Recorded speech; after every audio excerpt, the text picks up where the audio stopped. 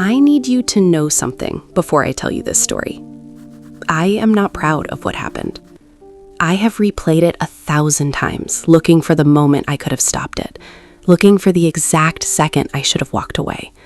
And every time, every single time, I find myself back at the beginning, wondering how something so wrong felt so complicated to resist. This is not a love story. This is not a story that ends with anyone riding off into the sunset. This is a story about betrayal, about family, about the kind of secret that hollows you out from the inside and leaves you questioning everything you thought you knew about yourself. This is my story, and I am telling it because I know that somewhere out there, someone needs to hear it. Not to judge me, not to excuse me, but to understand how something like this happens and why it almost never ends the way you think it will. My sister Camille and I grew up close. Not the kind of close where everything is perfect, but the kind where you know each other's darkest corners and love each other anyway. She was 3 years older than me, more confident, more decisive. She always knew what she wanted and she went after it without apology. When she met Daniel, I understood immediately why she fell for him. He was charming in that quiet way that sneaks up on you, not loud about it, not performing. He just had this way of making whoever he was talking to feel like the most important person in the room. I was happy for her, genuinely. They dated for 2 years. They got engaged. I was her maid of honor. I cried at the wedding, the real kind of crying, not the polite dabbing kind. I loved my sister. I loved what she had built with him. And I told myself that the way Daniel sometimes looked at me, a little too long, a little too directly, meant nothing. I told myself I was imagining it. I was not imagining it. It started 8 months after their wedding. I had been going through a difficult time. A relationship of my own had ended badly, and I was spending more time at their house than I probably should have. Camille worked long hours. She traveled for work sometimes. And Daniel was always there.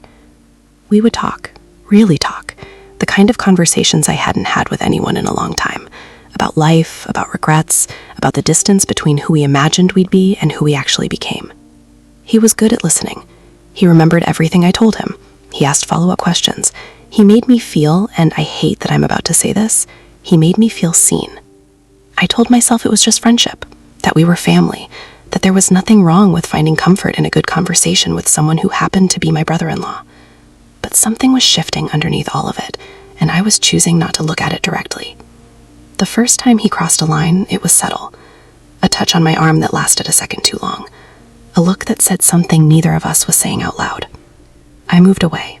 I changed the subject. I went home and told myself it was nothing. But I thought about it for 3 days straight. Here is where I have to be completely honest with you, because this is the part people always want to skip over. I was not an innocent bystander in what happened next. Yes, Daniel pursued me. Yes, he was persistent in ways that felt overwhelming. Yes, there were moments that felt like pressure I didn't know how to navigate. But there were also moments where I made choices, where I stayed when I could have left, where I answered a message I should have ignored, where I told myself the line hadn't been crossed yet, when the truth is I had already crossed it in my mind long before anything physical happened. That is the part of these stories nobody wants to examine, the gray space between being pursued and participating, the way loneliness can make you rationalize things your clearest self would never accept. I was lonely. I was hurting from my own heartbreak. And Daniel had become the person who made me feel less alone in a season where everything in my life felt like it was falling apart. That is not an excuse. It is an explanation. And there is a difference. The first time something happened between us, we were alone in their house. Camille was traveling. I had come over for what I told myself was just dinner. I knew before I walked through that door that it wasn't just dinner. And I walked through anyway. What followed was the beginning of the worst chapter of my life, not because of what it felt like in those moments, but because of everything it cost me afterward. It continued for 4 months.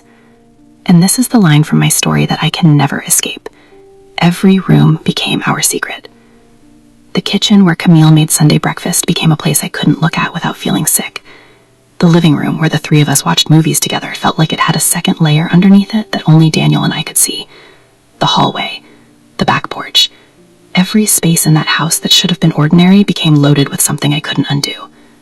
I started avoiding Camille, canceling plans, keeping calls short, because every time I heard her voice, genuinely happy, genuinely trusting, genuinely unaware, something in me broke a little more, She would say things like, "I'm so glad you and Daniel get along. It means everything to me that my two favorite people like each other."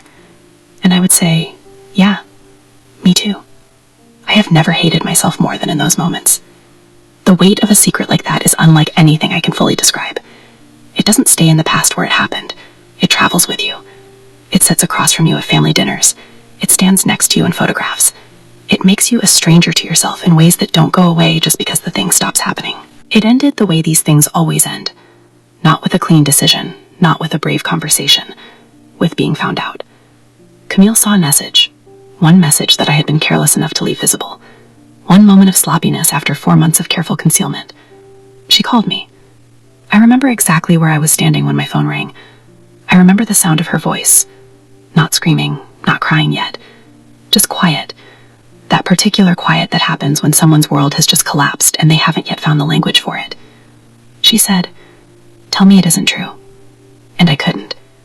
What followed was the worst conversation of my life, the kind that rearranges something fundamental inside you. She didn't scream the whole time. That almost made it worse. There were moments of pure devastated silence that I would have given anything to fill. But there were no words. There is nothing you can say in that moment that isn't obscene in its inadequacy. She hung up. She didn't speak to me for 7 months. Daniel had a different conversation with her, one I wasn't part of. One where I later learned he minimized his role significantly, where the story shifted in ways that protected him more than me. And I sat with that too. The particular loneliness of being the person who loses everything while the other participant in the betrayal navigates it with more cushion. My family fractured. My relationship with my mother changed. Christmas that year was something I still don't talk about. I want to step out of the story for a moment and talk about what was really happening underneath all of it, because this story, as specific as it is, contains patterns that are far more common than people admit. This first pattern, loneliness as a vulnerability.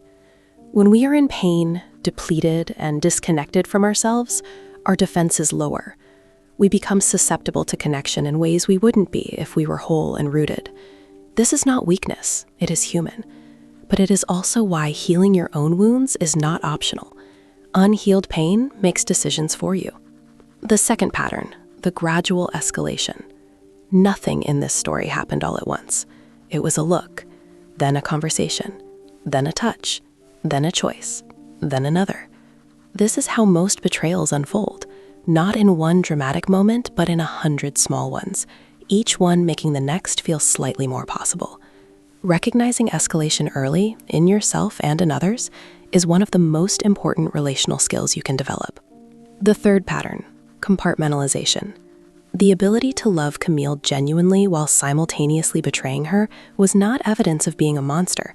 It was evidence of how effectively humans can compartmentalize when we are motivated to. We are capable of holding contradictory realities in separate mental spaces. Understanding this doesn't excuse it, but it does explain why good people sometimes do terrible things. The fourth pattern, the unequal aftermath. When betrayal involves more than one person, the consequences rarely land equally. Power dynamics, gender, communication skills, and who tells the story first all determine who bears more of the weight. This is deeply unjust, and it is very real. It has been 3 years since that phone call. Camille and Daniel divorced 18 months after she found out. That is its own story, with its own layers that are not mine to sell. Camille and we are talking again. It is not what it was. I don't know if it will ever be what it was. There are some things that change the texture of a relationship permanently, even when forgiveness is present. But she called me on my birthday last year, and I cried for an hour after we hung up. As for me, I spent a long time in therapy unpacking not just what I did, but why. What in me was so empty that I filled it that way? What I believed about myself that made self-destruction feel familiar? What I needed to rebuild? Not just the relationship with my sister, but the relationship with myself. I am still building it. I share this story not because I am proud of it, but because shame kept me silent for too long, and silence never healed anyone. If you are in the middle of something like this right now, something you can't tell anyone, something that is hollowing you out, I want you to hear this. The secret is already costing you more than the truth will. Get out. Come clean. Get help. In whatever order you can manage. You will survive the truth. I promise you that. I am proof of it. Stories like this one don't come with clean lessons or simple morals. They come with complexity, with gray, with the uncomfortable reminder that the people who hurt others are not always strangers or villains. Sometimes they are people who were hurting themselves and made choices they can never fully take back. If this story moved you, if it made you think or feel or examine something in your own life, please share it with someone who might need it. Leave a comment below. Tell me your thoughts. I want to hear them. All of them. Even the ones that are angry at her. Even the ones that understand. And if you are carrying a secret right now that is eating you alive, my DMs are not a therapist office, but this community is a safe place to start talking. Subscribe if you haven't already. I post every single day. Take care of yourselves. And take care of the people who trust you.